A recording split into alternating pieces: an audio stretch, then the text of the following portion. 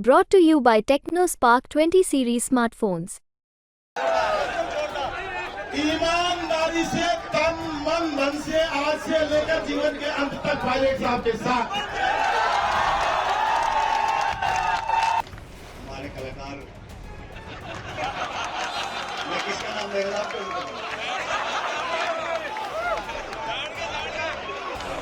इस बात का विश्वास दिलाता हूं पायलट साहब, ये कोई हल्की बात नहीं है। कांग्रेस का वोट तो दिलवाऊंगा, लेकिन भारतीय जनता पार्टी के कार्यकर्ता का वोट भी दिलवाऊंगा। ये महुआ से विधायक कोई आसानी से नहीं बन सकता, लेकिन ओम प्रकाश जी का एक अलग तरह का काम करने का तरीका है।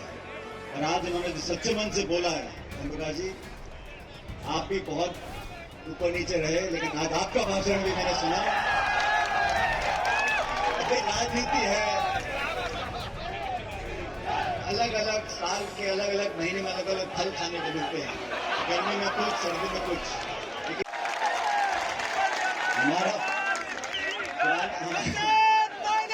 मेरा और हरि सिंह जी के परिवार का पुराना खाता है। मूडिया में कई मीटिंगें हुई, आज दिन हमारे बीच में नहीं है हरि सिंह जी, लेकिन मेरा उनका भी अलग खाता था, फिर रमा जी का भी था, मेरी मदर का, और अजीत सिंह जी का। जो मैंने कहा ना बार बार आपको, आज का भाषण मुझे अजीत सिंह जी बहुत अच्छा लगा। आपको बहुत बहुत मुबारक, बहुत बहुत धन्यवाद। दूसरा भाषण हमारे कलाकार, मैं किसका नाम ले रहा आपको?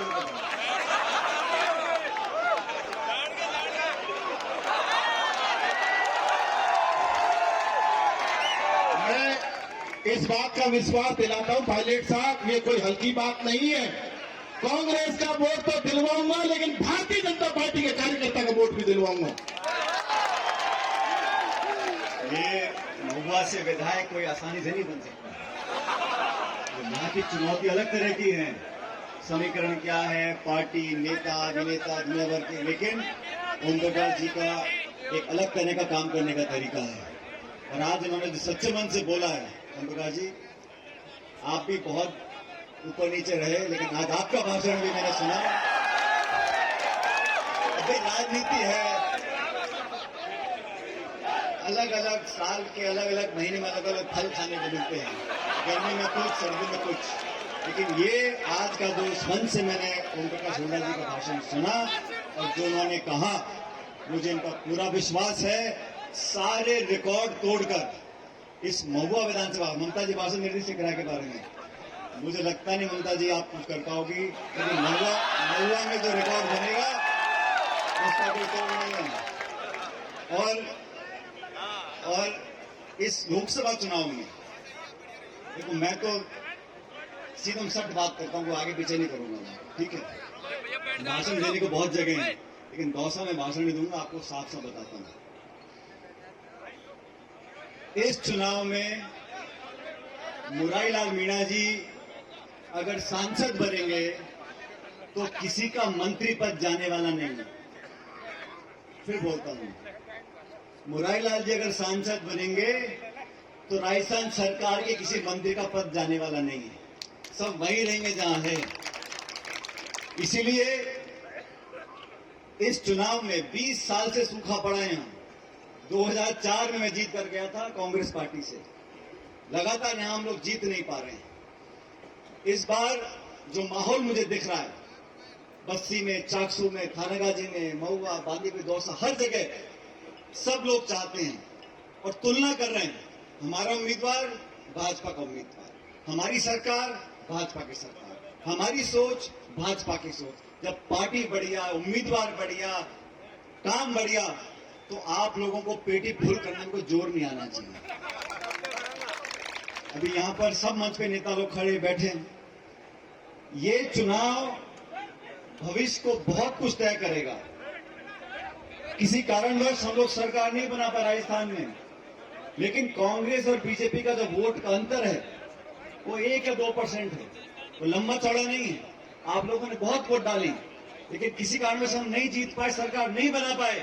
ये दूसरा मौका हमको मिल रहा है बहुत जल्दी, 3-4 महीने हुए सिर्फ। ये चुनाव देश में जो लोकतंत्र है, देश में जो संवैधानिक संस्थाएं हैं, उनको सुरक्षित रखने का चुनाव है।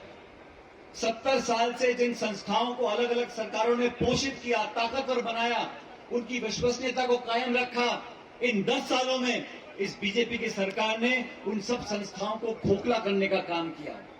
आक्रमण की राजनीति हो रही है, दबाव की राजनीति हो रही है, विपक्ष को खत्म करने की राजनीति हो रही है, मुख्यमंत्रियों को जेल में डाला जा रहा है, कांग्रेस के खाते बंद करे जा रहे हैं। ये कहां की राजनीति है? संस्थाओं को खत्म कर कर, विपक्ष की आवाज को कुचलकर, नेताओं को तोड़कर, मैं भाजपा से पूछना चाहता हूं, आप इतने बलवान हो, आप 300 पार, 400 पार, 500 पार कर रहे हो, तो हमारे नेताओं ने क्यों ले जा रहे हो भाई? तुम्हारे पास में घने नेता हैं, विपक्ष के नेताओं को तोड़ तोड़ के जोड़ रहे हो। हमने मैनिफेस्टो में क्या कहा? कांग्रेस पार्टी ने देश के हर गरीब परिवार को, उस परिवार की महिला है उसके खाते में साल का लाख रुपया देंगे, एमएसपी पे खरीद पे कानून बनाएंगे, 30 लाख सरकारी नौकरी देंगे, नौकरियों में महिलाओं को 50% आरक्षण देंगे, देश में जनगणना करेंगे, पता पड़ेगा किसकी कितनी आबादी है, ताकि बजट और कार्यक्रम उसके आधार पे बने। हमने क्या गलत किया? हम 5 साल की रूपरेखा बता रहे हैं। भाजपा से पूछोगे महंगाई क्यों बढ़ गई, पेट्रोल डीजल 100 रुपये से क्यों बिक रहा है, गैस का सिलेंडर कितने का है, कालाधन वापस क्यों नहीं आया? कहते तुम राष्ट्र विरोधी हो, तुम देश हित की बात नहीं करते। नौजवान बेरोजगार घूम रहे हैं, वो मंदिर मस्जिद की बात करते हैं।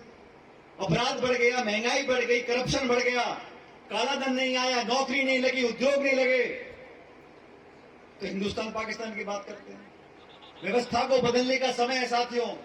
मैं बाड़मेर गया, जोधपुर गया, अलग अलग जिलों में, सीकर, झुंझुनू, हर जगह लोग बदलाव चाह रहे हैं। और मेरी बात ध्यान से सुनो, तो नौकरी करते सरकारी नौकरी, उनकी एक एसीआर भरी जाती किताब, मालूम है आप लोगों को? हर अधिकारी की किताब भरी जाती है, सीआर भरते हैं उसको। तो दौसा लोकसभा क्षेत्र से मेरी भी सीआर भरी जाएगी। मैं आपसे वोट मांगने नहीं आया हूं, सिर्फ मैं आपसे भविष्य की राजनीति को तय करने की मांग करने के लिए आया हूं। मैं आपको बताना चाहता हूं, जो मन से कह रहे थे बाकी नेतागण, खिंचाव हो गया, मन अटपट हो गया, सत्ता में कोई 19 हो गया, कोई 20 हो गया, इस टोका टाकी में सुपड़ा साफ हो जाता है। सारी बातें हमको भूलकर 2 ही दल हैं और 2 ही उम्मीदवार हैं। मैं किसी उम्मीदवार की बुराई नहीं करना चाहता हूं, लेकिन आप दोनों उम्मीदवारों को देख लो, आपके दुख सुख में कौन भागीदार रहा, हर समय सक्रिय कौन रहा। एक हमारे उम्मीदवार है मरवाला जी और बीजेपी के उम्मीदवार है। और ये चुनाव कोई 1 जाति, 2 जाति, 5 समाज का नहीं है। 20-22 लाख मतदाता